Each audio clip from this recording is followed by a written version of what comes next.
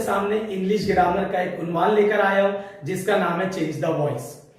कई बच्चों को ये स्कूली बच्चों को ये तकलीफ होती है चेंज द वॉइस को समझने में और उसकी मिसालों को हल करने में, लेकिन इंशाल्लाह इस वीडियो को देखने के बाद आपको आपके जितने भी डाउट्स है और जितनी भी आपकी परेशानियां हैं, मुश्किलात है, इंशाल्लाह इस टॉपिक को लेकर के इंशाल्लाह वो सब की सब खत्म हो जाएगी। ये मेरी आपसे गारंटी की साथ मैं आपको ये बात कहता हूं। ठीक है, आइए हम शुरू करते हैं हमारा टॉपिक जिसका उन्वान है चेंज द वॉइस। ठीक है, चेंज द वॉइस यानी क्या? वॉइस का मतलब होता है आवाज, वॉइस यानी आवाज, और चेंज द वॉइस का मतलब होता है आवाज की तब्दीली। अब ये आवाज की तब्दीली क्या है? तो इंग्लिश ग्रामर में चेंज द वॉइस जो है दो तरह के वॉइसेस है, एक होता है एक्टिव वॉइस और एक होता है पैसिव वॉइस। अब ये एक्टिव वॉइस क्या है और पैसिव वॉइस क्या है, इस पर हम बात करेंगे। सबसे पहले हम बात करते हैं एक्टिव वॉइस और पैसिव वॉइस में दोनों की। दोनों में जो मेन चीज है वो होता है वर्ब। वर्ब यानी कि एक्शन वर्ड, इस तरह का वर्ड, इस तरह का शब्द, इस तरह का लफ्ज जो आपको किसी भी काम के होने या करने के बारे में या उसके एक्शन के बारे में बताए उसे हम वर्ब कहते हैं। ठीक है, ये जो वर्ब होता है उसी पर एक्टिव और पैसिव वॉइस दोनों का इन्हिसार है। किस तरह से, आइए हम देखते हैं।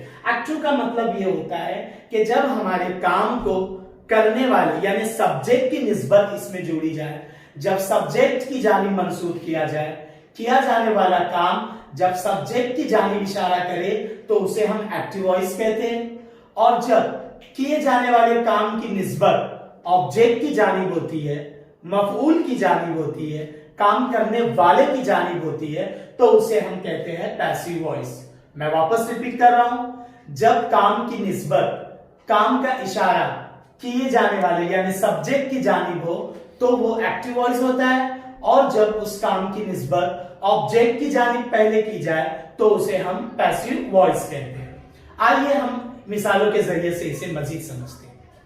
दोस्तों, ये है हमारे सामने दो मिसालें जिसके जरिए से हम एक्टिव और पैसिव वॉइस का फर्क समझने की कोशिश करेंगे। ठीक है, आइए देखते हैं पहली मिसाल हमारी। अदालत ने अजमल कसाब को फांसी दी। इस जुमले में जो काम किया जा रहा है, फेल जो है एक्शन, वो है फांसी देना। ओके, अब ये जो फांसी देने का काम है ये किसने किया? काम करने वाला कौन? वो है अदालत। ठीक है, अब अदालत जो है इस जुमले में शुरू में है, जिसमें हम इंग्लिश में भी पढ़ सकते हैं the court hanged Ajmal Kasab, यानी कि अदालत ने अजमल कसाब को फांसी दी। अगर आप इसी जुमले को दूसरी आवाज में अगर आप बोलना चाहें, दूसरे ढंग से बोलना चाहें, तो वो ये होगा अजमल कसाब को फांसी दी गई। Ajmal Kasab was hanged. इसका मतलब ये हो गया कि काम यहां भी फांसी देने का हो रहा है, एक्शन है फांसी देना, लेकिन फांसी दी किसने? अदालत ने। लेकिन इस जुमले में आप गौर से देखें, अदालत का जिक्र नहीं है, यानी कि सब्जेक्ट जो है वो शुरू में नहीं है, बल्कि कौन शुरू में है? वो है अजमल कसाब। इसका मतलब अजमल हमारे लिए यहां ऑब्जेक्ट है। यहां पर अजमल जो है, अदालत हमारे लिए सब्जेक्ट है और अजमल कसाब हमारे लिए ऑब्जेक्ट है, और फांसी दी ये लफ्ज हमारे लिए वर्ब है। तो आप यहां देख सकते हैं कि यहां पर जब जुमला लिखा गया अजमल कसाब को फांसी दी गई, तो यहां पर काम जो फांसी देने का है उसकी निस्बत सब्जेक्ट की तरफ ना देते हुए ऑब्जेक्ट अजमल कसाब की तरफ दी गई है। इससे हमें यह समझ में आ जाता है कि जब किसी भी जुमले में वर्ब यानी कि काम की निस्बत ऑब्जेक्ट की जानिब हो, सब्जेक्ट की जानिब ना हो, तो फिर उस पैटर्न को, उस जुमले को हम पैसिव वॉइस कहते हैं। तो ये जो जुमला हमें नजर आ रहा है ये पीवी यानी कि पैसिव वॉइस है। ठीक है, और जो ऊपर हमने देखा अदालत ने अजमल कसाब को फांसी दी, यहां पे जो काम है वो करने वाला कौन? अदालत। गुड, और वो अदालत जो है वो शुरू में है। तो इस तरह के जुमले जिसमें वर्ब की निस्बत सब्जेक्ट की जानिब दी जाए, काम करने वाले की जानिब दी जाए, तो उसे हम कहते हैं एक्टिव वॉइस। ठीक है, अब यहां हम दूसरी मिसाल लेते हैं। हैदर खत लिख रहा है। प्रेजेंट कंटिन्यूअस का यहां मैंने जुमला लिया है, हैदर खत लिख रहा है। इस जुमले में काम क्या हो रहा है? वेरी गुड, लिखने का। तो खत लिख रहा है ये हमारा वर्ब हो गया। ठीक है, इस काम को किसने किया? लिखने का काम किसने किया? Very good, Haider. तो हैदर हमारे लिए सब्जेक्ट हो गया। हैदर ने क्या लिखा? वेरी गुड, खत हमारे लिए ऑब्जेक्ट हो गया।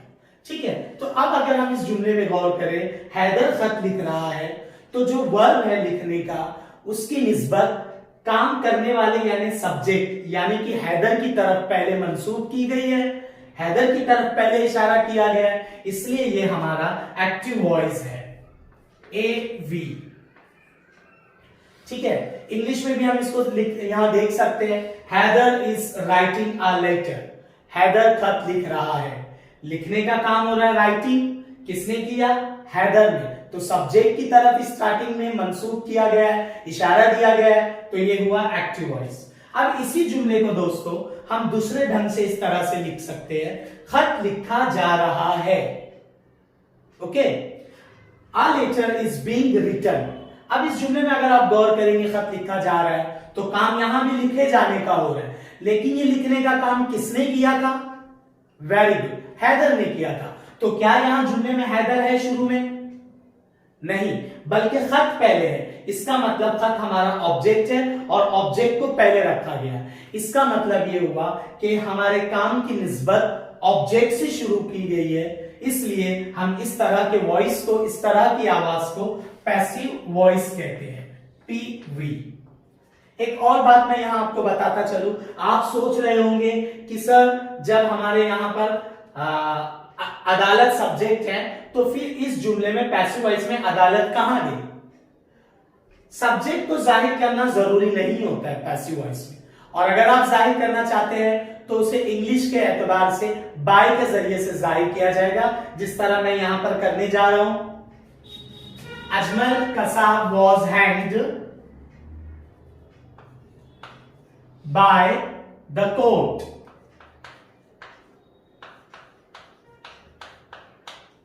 Ajmal Kasab was hanged by the court. अगर हम इसे उर्दू में देखें, अजमल कसाब को फांसी दी गई।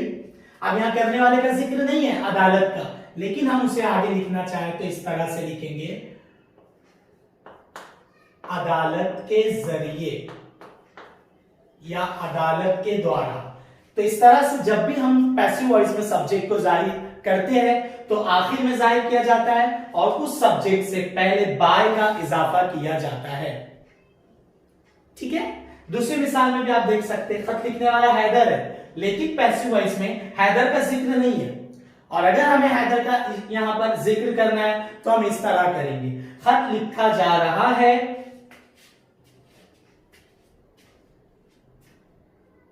क्या आप बता सकते हैं? वेरी गुड, हैदर के जरिए।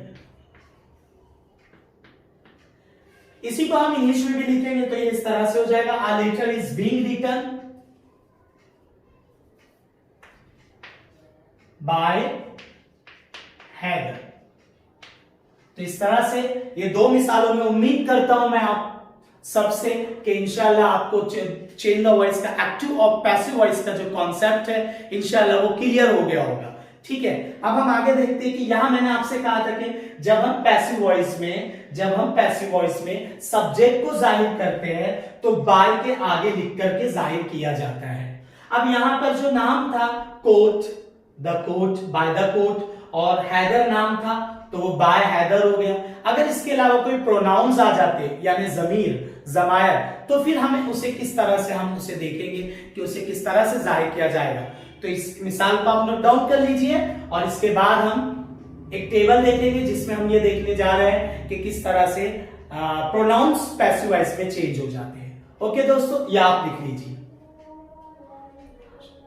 दोस्तों अब हमारा अगला टॉपिक है प्रोनाउंस में तब्दीली, यानी कि किस तरह से एक्टिव से पैसिव जाते वक्त हमारे प्रोनाउंस चेंज हो जाते हैं। ठीक है, यहां पर आप एक टेबल देख सकते हैं जिसमें आपको कुछ प्रोनाउंस नजर आ रहे हैं, आई, ही, शी, यू, वी, दे, और आखिर में है नाम किसी का भी, किसी भी इंसान का या किसी भी चीज का नाम। ठीक है, अब आप यहां देख सकते हैं कि एक्टिव वॉइस में आई है, लेकिन जब वो पैसिव वॉइस में जा रहा है तो फिर वो हो जा रहा है बाय मी, यानी कि I becomes by me. Okay, और जब ही रहेगा तो ही जो होता है वो बाय हिम हो जाता है, शी जो होता है वो बाय हर हो जाता है, इट बाय इट ही रहता है लेकिन उसके आगे बाय लग जाता है। ठीक है, यू जो होता है वो बाय यू हो जाता है, और वी जो होता है बाय अस हो जाता है, और दे जो होता है बाय देम हो जाता है, और आखिर में जो नाम है वो जो भी नाम होगा, जैसे कि हमने देखा था हैदर, तो वो बाय हैदर, यानी कि नेम जो होगा वो बाय नेम हो जाएगा। ठीक है, अब हम इसके बाद देखते हैं चेंज द वॉइस में हम फॉर्मूला देखेंगे कि किस तरह से एक्टिव का पैसिव वॉइस में जाते वक्त फॉर्मूला होता है। ठीक है दोस्तों अब हम चेंज द वॉइस में एक्टिव वॉइस का फॉर्मूला देखने जा रहे हैं। ठीक है, एक बात याद रखिए, जो भी एक्टिव वॉइस होता है वो हमेशा सब्जेक्ट से स्टार्ट होता है, यानी काम का करने वाला सब्जेक्ट हमेशा स्टार्टिंग में होता है और ऑब्जेक्ट हमेशा एंडिंग में होता है। ठीक है, तो एक बात आप याद रखिए कि आपको कोई फॉर्मूला रेक्टिफिकेशन नहीं करना है, आपको बाय हार्ट नहीं करना है, बस इतनी सी बात याद रखना है कि एक्टिव वॉइस में सब्जेक्ट से शुरुआत होती है और ऑब्जेक्ट पे फिनिश होता है। ठीक है, और पैसिव वॉइस में जो होता है वो उसका उल्टा हो जाता है। ठीक है, आप यहां देख सकते हैं एक्टिव वॉइस का formula subject plus helping verb plus verb plus object. ठीक है, यहां मैंने वर्ब की कोई भी फॉर्म नहीं दिया, ना ही फर्स्ट फॉर्म, ना ही सेकेंड फॉर्म, ना ही थर्ड फॉर्म, ना ही एस वाली फॉर्म। वो इसलिए क्योंकि यहां पर जो भी यहां पर टेंसेस 12 टेंसेस है, तो 12 टेंसेस में से कोई भी टेंस एक जो होता है वो एक्टिव वॉइस होता है। तो आपको ये याद रखना है कि हमारे जो 12 टेंसेस है वो 12 टेंसेस पूरे के पूरे हमारे एक्टिव वॉइस होते हैं। ठीक है, क्योंकि हमारा हर टेंस सब्जेक्ट से शुरू होता है और वो ऑब्जेक्ट पे फिनिश होता है, बीच में हेल्पिंग वर्ब या वर्ब होता है। ठीक है, तो आपको याद रखने का है, सिर्फ रेक्टिफिकेशन नहीं करना है। ठीक है, तो आपको ये याद रखना है कि यहां हमारा एक्टिव वॉइस का फॉर्मूला है subject plus helping verb plus verb plus object. ठीक है, दो केसेस में ऐसा होता है कि हेल्पिंग वर्ब भी नहीं होता है, जो कि प्रेजेंट सिंपल और पास्ट सिंपल में होता है, तो वहां ये फॉर्मूला हो जाएगा subject plus verb plus object. ठीक है, अब हम नीचे की तरफ देखते हैं, आपको नजर आ रहा होगा पैसिव वॉइस का फॉर्मूला। ये जो पैसिव वॉइस का फॉर्मूला आपको नजर आ रहा है, ये एक्टिव वॉइस में जो सब्जेक्ट और ऑब्जेक्ट था उसी की हमने जगह को इंटरचेंज कर दिया है, आपस में हमने चेंज कर दिए, क्योंकि पैसिव वॉइस में जिस तरह से मैंने इससे पहले आपको बताया कि पैसिव वॉइस जो होता है वो वर्ब की स्टार्टिंग में ऑब्जेक्ट आ जाता है। ठीक है, तो पैसिव वॉइस का फॉर्मूला है object plus helping verb plus verb की third form plus by subject. ठीक है, तो आपको ये याद रखना है कि पैसिव वॉइस में हमेशा वर्ब की थर्ड फॉर्म आती है। ठीक है, हमेशा वर्ब की थर्ड फॉर्म आती है। तो इस तरह से पैसिव वॉइस का फॉर्मूला है object plus helping verb plus verb की third form plus by subject. ठीक है, तो उम्मीद करता हूं मैं कि आपको ये दो ज़ाब्ते रटा मारे बगैर इंशाल्लाह आपके जहन में पूरी तरह से ये इंशाल्लाह फिट हो जाएंगे। बस इसे आप थोड़ी 2 मिनट के लिए इसे गौर से देख लीजिए।